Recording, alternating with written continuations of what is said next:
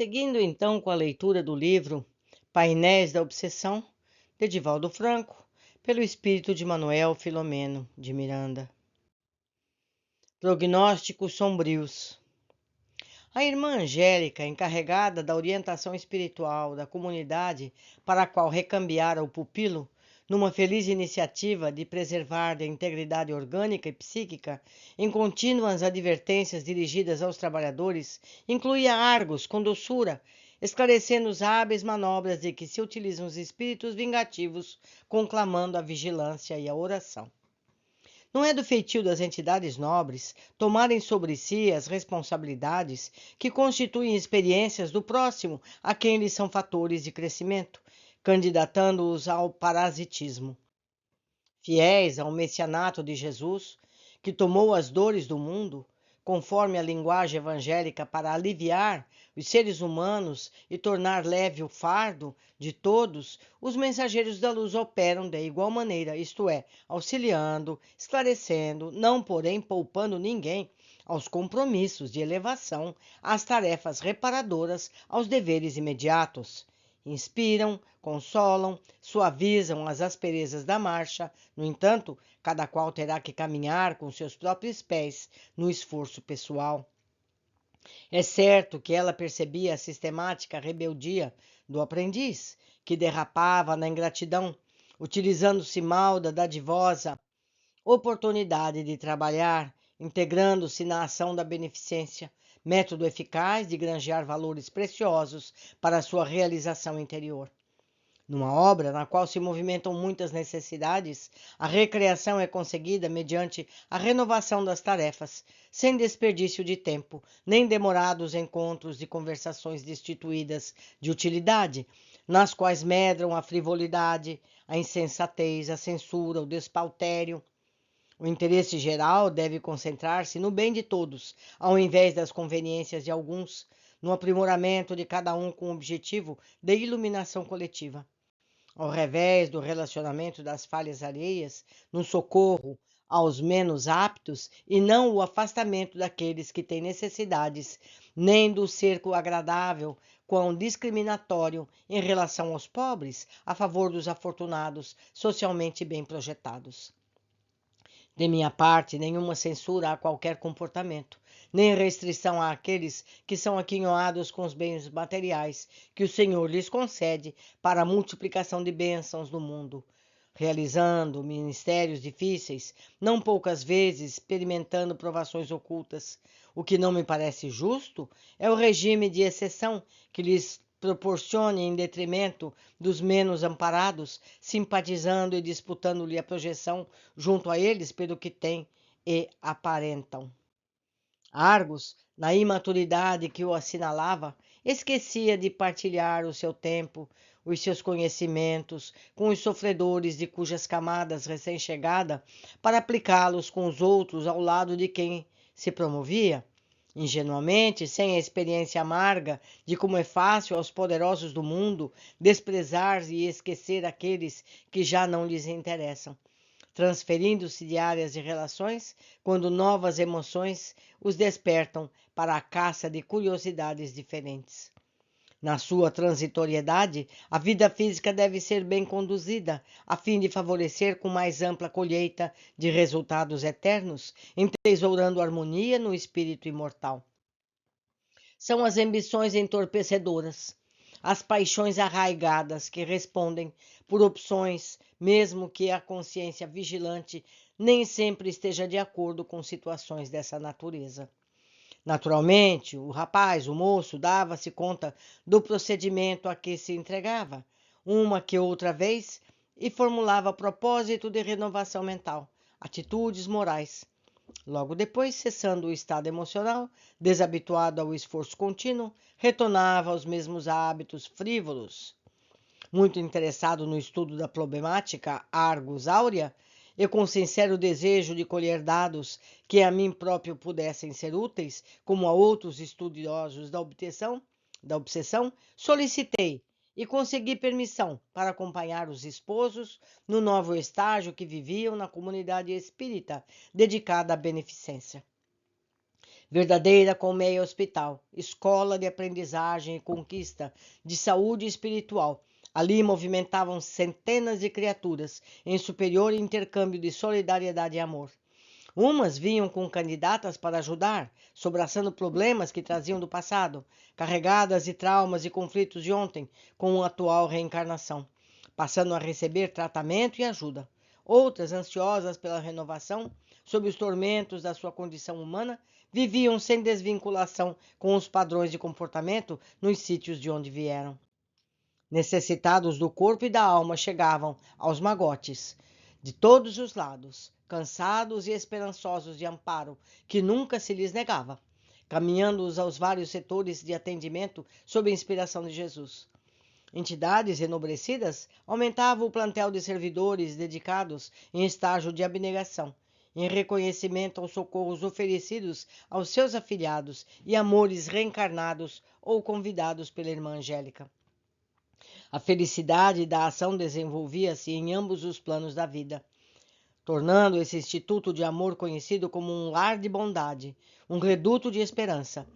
Não que ali se respirasse o clima da beatitude vazia, como é do agrado dos ociosos, pois que numa oficina de trabalho não há tempo para horas inúteis.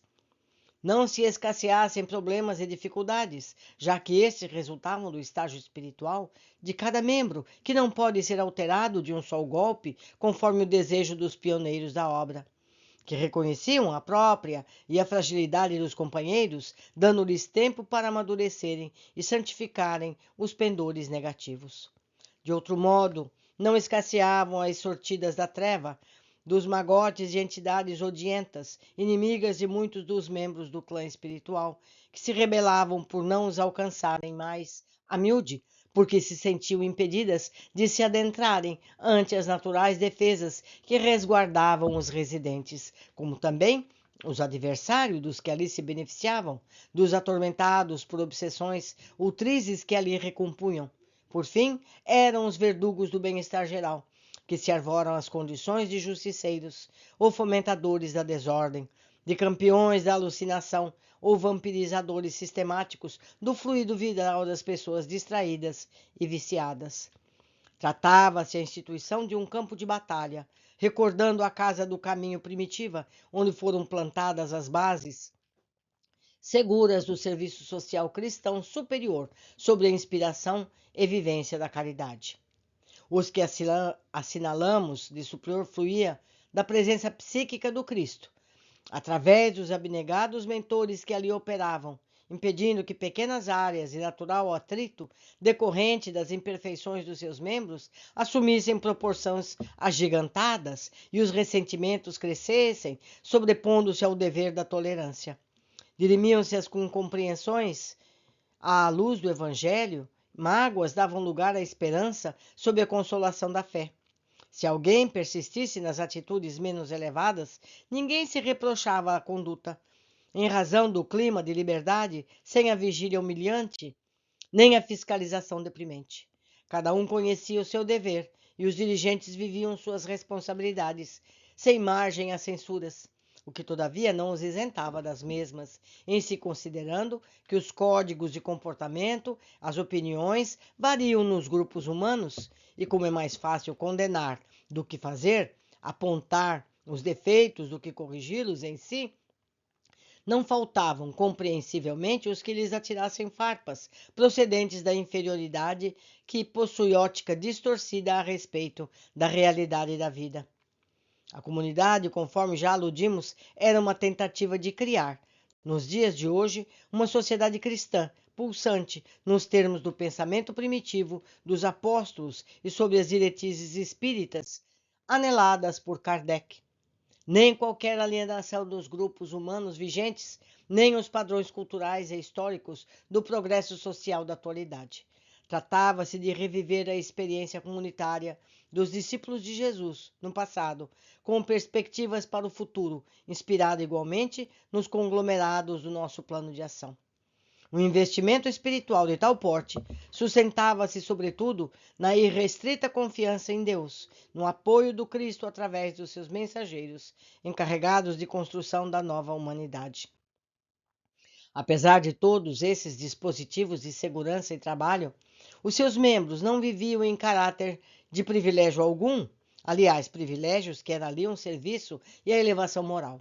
Compreensível que aqueles que não se enquadrassem nas normas da ação elevada, mantendo os vícios mentais a que se aferravam, permanecessem em sintonia com seus afins espirituais. Recebiam auxílio, libertavam-nos, todavia, insistência e se insistiam no cultivo do pessimismo, da revolta, da leviandade. Novamente se vinculavam aos seus assessores parasitas, que mantinham com eles o consórcio extravagante, levando os estados psicopatológicos concertâneos das provações redentoras.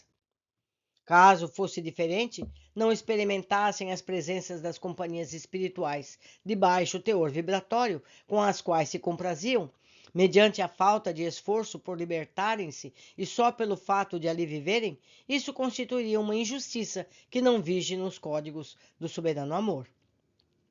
Cada um responde sempre pelos seus atos, respira no clima da paisagem que elege e na qual se agrada em permanecer, causando-nos preocupação a atitude irrefletida do amigo, na primeira oportunidade, desejando elucidar-me com sabedoria da benfeitora prudente, recorri-lhe em auxílio, indagando. Diante do procedimento inconsequente com o que se observamos o nosso Argos, qual a melhor atitude a assumir a fim de auxiliá-lo com melhor eficiência? A entidade ouviu-me serena e respondeu: jamais esqueçamos que somos todos filhos de Deus e que o Divino Genitor jamais nos abandona. Para tanto, esclareceu leis de equilíbrio que funcionam com perfeição e com igualdade para todos. Não há qualquer preferência diante dele, Jesus, nem ser algum desfruta ou merece do seu amor, ou do amor de Jesus, privilégio ou proteção especial. Assim, o tempo a que todos nos alcança traz, no momento próprio, o auxílio específico para a solução de todas as dificuldades. Nesse sentido, a dor funciona com maestria, ensinando a conduta mais compatível com o objetivo de alcançar a paz. Não terá Argos sofrido o suficiente? Intervinha interessado na aprendizagem, para saber qual a melhor conduta a assumir? De forma alguma, redarguiu a mentora afável. Caso a dor lhe houvesse sido suficiente, ele não se esqueceria com facilidade, permanecendo em esforço hercúleo para não recair na mesma situação. Logo depois, prosseguiu benevolente. Em razão de ainda estarem muito vivas as nossas experiências carnais, sofremos a tentação humana de mais contribuir em favor dos afeiçoados com os quais convivemos no passado, traindo o compromisso de amar a todos de igual maneira, na condição de irmãos que somos uns dos outros. Aprendemos, no entanto, que o amor não faz curvas na pauta do equilíbrio para beneficiar uns com esquecimento de outros, o que seria afetividade doentia a benefício de alguns com desrespeito às necessidades de todos. Assim sendo, permanecemos no posto de serviço e ternura, mas não nos deslocamos para os desvios das preferências pessoais, onde se alojam transitoriamente os que ali se refugiam. Sabemos que eles voltarão, e amando-os, aguardamos a anuência deles, a fim de que os ajudar, esperando-os na atividade que nos cumpre desenvolver. Perdoe-me por insistir na questão. Está sendo providenciado algum recurso especial de socorro a Argos? Sim, ele próprio está a fazê-lo. Quem desce ao Paul vive a condição ali existente, da mesma forma que ocorre com aquele que alcança o Planalto. Preferindo a convivência com seus adversários do passado, experimentar-lhe-á a ação perturbadora, facilitando-lhe avaliar o que já desfrutava com aquilo que voltará a sentir. A nós outros cabe permanecer amando e confiando nos desígnios do Pai.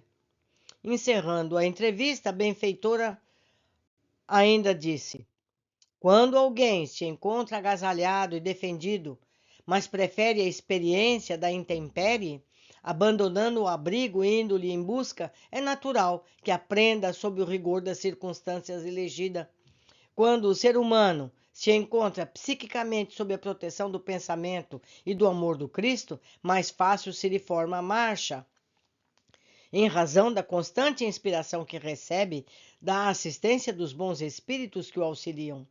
Quando, porém, se afasta espontaneamente desse salutar apoio, perde o contato com a fonte superior, embora prossiga sob ajuda que, infelizmente, porque se bloqueia, não consegue identificar nem receber. Porque a instrutora tivesse atividade de que não podia participar, despedimos-nos ficando a meditar na justeza dos seus conceitos. Então, o que é que ela nos diz? Argos pôde esperar, pôde escolher. Ele se curou, ele quer ficar no lado do bem, ajudando na atividade dos carentes, sendo dócil, trabalhador e tendo então a proteção? Ou preferindo continuar ao lado de Felipe, aceitando as intuições dele? Ele é livre para escolher. Mas uma vez escolhendo, ele tem que pagar a conta.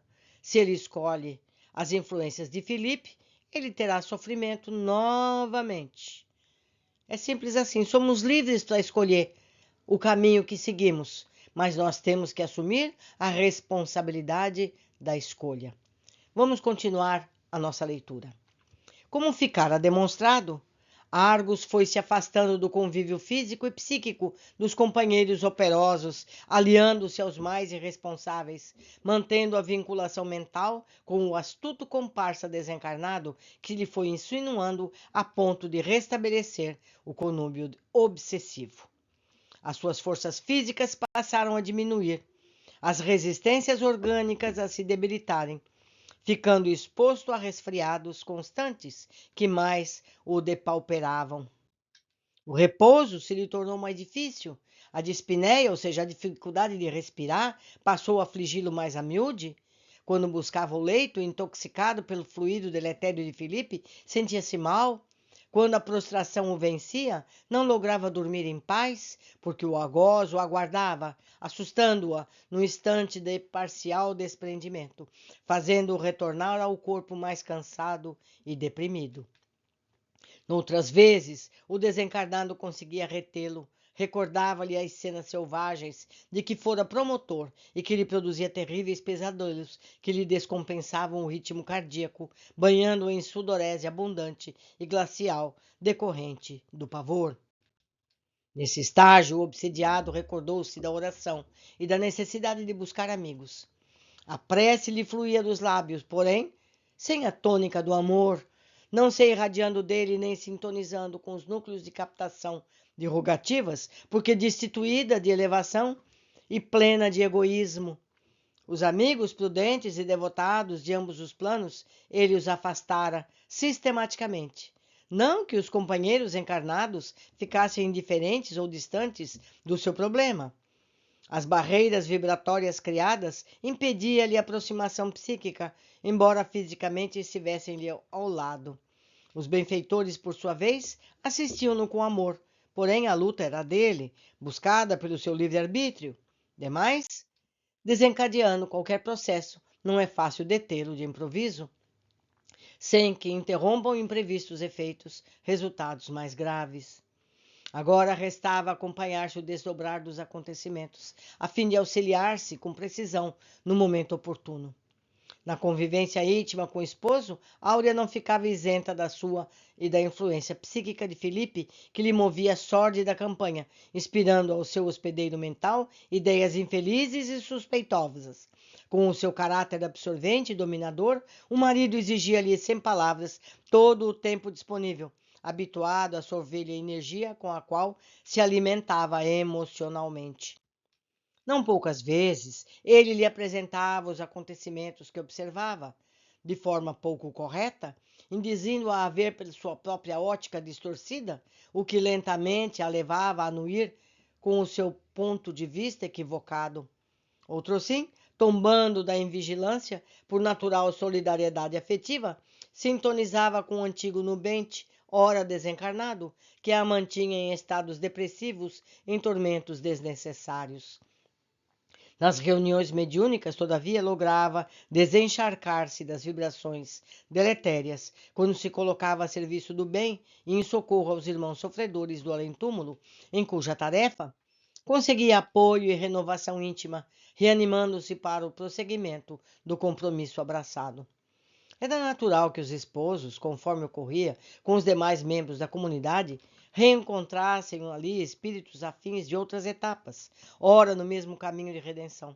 Certamente, defrontavam também com antigos desconhecidos, nem sempre afeiçoados. É compreensível que nesse laboratório de vidas em crescimento para Deus, o processo da evolução reunisse diversos temperamentos, vários companheiros, em diferentes faixas de experiências e interesses vibratórios, de modo que se auxiliassem mutuamente. Os mais bem aquinhoados, amparando os mais atrasados na marcha, e estes nem sempre atentos, criando-lhes embaraços, exigindo-lhes contributo da paciência e da dedicação.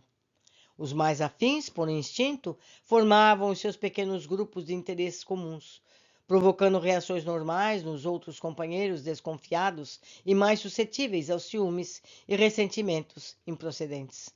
Argos, acompanhando a movimentação da esposa entre simpatias que soubera catalisar, exigia-lhe maior assistência, reagindo através de sistemático mau humor que mais o vinculava ao antagonista desencarnado.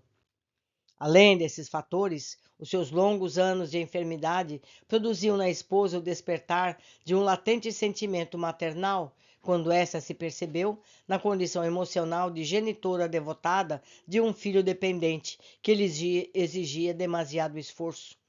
Superava-se agora, portanto, para ser esposa e companheira atuante nessa situação, tombando nas armadilhas verbais e insinuações malévolas que o mesmo lhe apresentava, em razão do tempo ocioso de que dispunha, assim permitindo-se ver tudo de forma deficiente, sempre escusando-se ao esforço operante com que se elevaria à paz interior que se escasseava. Já então, o processo obsessivo se lhe instalara e o curso da alienação seguiria o ritmo que fosse decorrência da vontade do paciente, esclarecido, mas teimoso. Vítima de um passado arbitrário, insistia em manter uma situação de liderança insustentável, por falta de exemplos, como queria gozar de privilégios a que não fazia jus, porque a atualidade, para quase todos nós, é oportunidade de redenção e de conquistas, jamais de usufruto de bênçãos que ainda não podemos fruir. De nossa parte, lamentamos a situação do jovem aquinhoado por inúmeros e valiosos recursos que os malbaratava na insensatez em que se comprazia. A humildade é realmente virtude que escasseia entre as criaturas. O orgulho se disfarça de simplicidade e a prepotência assume canhestra aparência, de imediato se desvelando, tão logo surge o momento de sentirem-se contrariados. A sua vivência, sem embargo, equilibra e sustenta o ser humano na manutenção dos ideais superiores que abraça, auxiliando-o a vencer-se nas más inclinações e a superar quaisquer obstáculos que defronte pelo caminho. Colaborando na realização de autênticas autoavaliações, a humildade permite que a criatura se conscientize das limitações e necessidades que lhe impedem um avanço, emulando a superação. A crítica mordaz não alcança, o elogio vulgar não a fere, a discriminação infeliz não a atinge, a perseguição não a desanima. A tentação não a perturba, e se impuser a condição da humildade, porque, conselheira, lúcida, ela lhe apontará o caminho seguro a percorrer, demonstrando-lhe que essas ocorrências constituem acidentes que se encontram presentes em todas as áreas do processo evolutivo. Ao mesmo tempo, em razão de dar-lhe a medida do que é realmente se lhe faz necessário para a vitória, concita a oração, através de cujo recurso se despe os atavios inúteis para apresentar-se ao Senhor como realmente é, colocando-se à disposição da sua superior vontade. Nesse clima, estabelece-se a paz íntima e a confiança, despojada da presunção, emula a insistência na ação edificante com que cresce, emocional e espiritualmente, tornando-se instrumento infatigável do bem. Não são poucos os candidatos à evolução que tombam no caminho, apesar de possuidores de boa vontade, que é uma excelente qualidade para o cometimento. Entretanto, distraídos da vivência da humildade, abandonam o compromisso, na primeira oportunidade, vitimados pelo desalento, pela amargura, ou vencidos por intempestivo cansaço de que se fazem fáceis presas. Como a comunidade recebia a visita periódica do Dr. Arnaldo Lustosa, numa dessas oportunidades, com maior intimidade, dialogamos sobre a problemática de Argos naquela conjuntura. O amigo experiente escutou-me algumas colocações que lhes apresentei e explicou-me. Felipe, como qualquer habitual perseguidor desencarnado, estimula as tendências inferiores, promovendo na sua vítima uma sutil fascinação pessoal pelo que pensa, na forma pela qual age, assim dificultando-lhe a renovação por instalar-lhe na alma o vigor da presunção, latente em todos nós, sob controle nos que vigiamos as nascentes do coração, donde procedem os nossos sentimentos, conforme o conceito do Mestre Jesus. A lapidação das arestas morais negativas cria defesas que impedem a instalação dos plugs obsessivos, produzindo satisfações indescritíveis que levam à perseverança no esforço iluminativo, sem o qual ninguém alcança a saúde integral.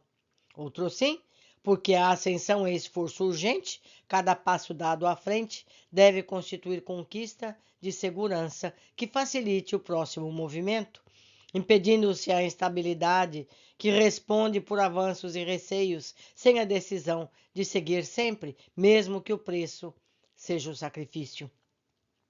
Nos processos de obsessão de qualquer natureza, as conquistas morais do paciente são-lhe salvo-conduto para o trânsito sem problemas durante a sua vilegiatura carnal. Isso porque, liberado da constrição afugente, começa-lhe o período da recuperação dos débitos passados, mediante outras provações de que necessita e de testemunhos que lhe aferirão as novas disposições abrigadas na alma. A dor resgate segue-se à dor conquista, mediante a qual o espírito se supera, atordoando-se em favor dos semelhantes, contribuindo para a mudança da paisagem sofrida do planeta. Não é o que vemos no sacrifício dos nossos maiores, que renunciam aos gozos que já merecem para, sofrendo, impulsionar-nos adiante? O nosso Argos, esquecido da parte que lhe compete fazer, espera receber a contínua ajuda dos benfeitores, que não procura merecer. Ele, porém, aprenderá, e quando se resolver pela mudança de atitude, o que não tardará, estaremos ao seu lado, na mesma disposição fraternal para o ajudar. O amigo silenciou e convidou-me a visitar uma das crianças que enfermara, cujo quadro se apresentava com sombrias perspectivas. Fomos encontrar o pequenino ardendo em febre, e ao seu lado, no refúgio da oração, o médio Venceslau, amparado pela irmã Angélica. Podia-se perceber facilmente a psicosfera saturada de vibrações superiores.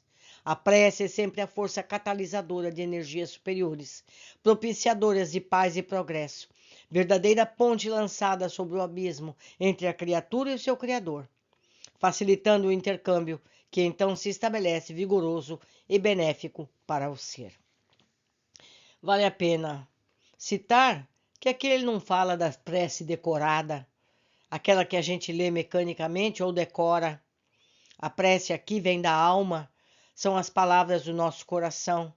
Essa sim é a prece sincera e verdadeira, a prece que nos emociona, a prece que nos faz humildes, obedientes para as tarefas a serem cumpridas, para que possamos merecer a ajuda do alto.